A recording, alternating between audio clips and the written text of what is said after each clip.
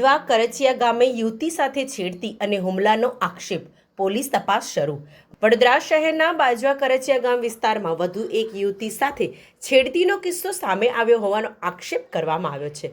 પીડિત યુવતીના જણાવ્યા મુજબ પરિવાર વચ્ચે ચાલતી જૂની અદાવતને કારણે કેટલાક શખ્સોએ તેની સાથે દિવસ દરમિયાન 2 વાર છેડતી કરી હતી। યુવતીએ એવો પણ આક્ષેપ કર્યો છે કે તેના પર અગાઉ 2 વખત હુમલો કરવામાં આવ્યો હતો। ઘટનાને લઈને યુવતી અને તેના પરિવારે સંબંધિત પોલીસ સમક્ષ રજૂઆત કરી હોવાનું જાણવા મળ્યું છે। સમગ્ર મામલે પોલીસે ફરિયાદના આધારે તપાસ શરૂ કરી છે અને ઘટનાની હકીકત તેમજ આક્ષેપોની ચકાસણી કરવામાં આવી રહી છે। સ્થાનિક વિસ્તારના આ ઘટનાને પગલે ચકચાર મચી ગઈ છે। પોલીસનું કહેવું છે કે તપાસ દરમિયાન જે પણ તથ્યો સામે આવશે તેના આધારે કાયદેસરની કાર્યવાહી કરવામાં આવશે। જી બેન, શું નામ તમારું અને શું ઘટના બની તમારી સાથે આજે? મારું નામ અદિતિ મિત પરમાર છે।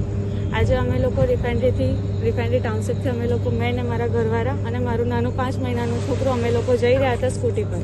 એમાં 2 છોકરાઓ, એકનું નામ જયરાજ અને એકનું નામ વિરાજ, બંને આવીને મને છેડતી કરી છે।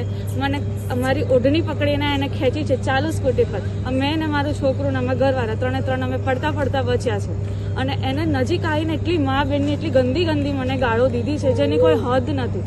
અહીંયાથી મને કોઈ સોલ્યુશન નહીં મળે તો હું આગળ આ જઈને કેસ કરીશ, પણ મારે આ લોકોનું કંઈક નિવારણ જોઈએ છે। આવી રીતે એક મહિલાને આટલી ગંદી ગાળો બોલવી અને એને આવી રીતે રસ્તા વચ્ચે છેડતી કરવી મતલબ હદ છે અને બહુ ખરાબ રીતે છેડતી, બધી એટલી ગંદી ગાળો। મને કહે છે કે તું રસ્તા પર મળ, તારાથી ના થતું તો તું 9 થી 12 થી મળ। આજે મારી મારા છોકરાની શું સેફટી? આજે ઘરમાં આવીને મને છેડતી કરશે એનો શું કોણ જવાબદાર લેશે? અહીંયાથી મને કોઈ સોલ્યુશન કશું જવાબ નથી આપી રહ્યા। મારા ઘરવાળાને અંદર કરી દીધા છે। તમારી દિવસમાં કેટલી વાર તમારી સાથે આ ઘટના બની? આજે 2 વાર ઘટના બની છે। આજે કેવી? બપોરે 4 થી 5 માં અમે લોકો બહાર નીકળ્યા હતા ત્યારે એ લોકોએ અમારા પર બાઇક લઈને ચડાવ કરવાનો કોશિશ કરી છે। એના પછી અમે લોકોને સાંજે અમે લોકો ગોરવા જવા નીકળ્યા હતા ત્યારે પણ એ લોકોએ મારી છેડતી કરી છે, મને ઓઢણી ખેંચી છે ચાલુ રસ્તા પર। તો તમે શું અપેક્ષા રાખો છો આ પોલીસ તંત્ર પાસે?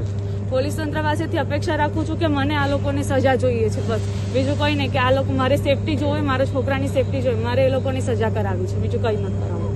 સજા જોઈએ મારે એ લોકોને।